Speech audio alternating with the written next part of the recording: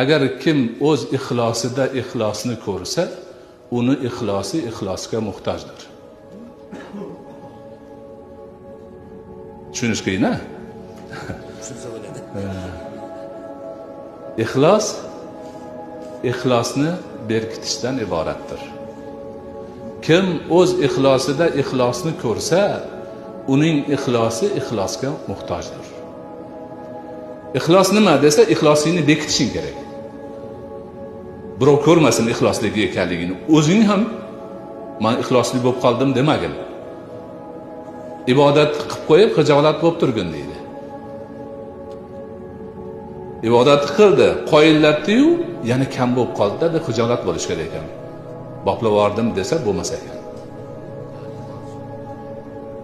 Kimki o'z ixlosida mana bizda ham ixlos bor ekan-u deb ixlosni ko'radigan bo'lsa, uni ixlosi ixlosga muhtoj. Ixlos emas. Yana harakat qilish kerak bu odam ixlosga yetish uchun.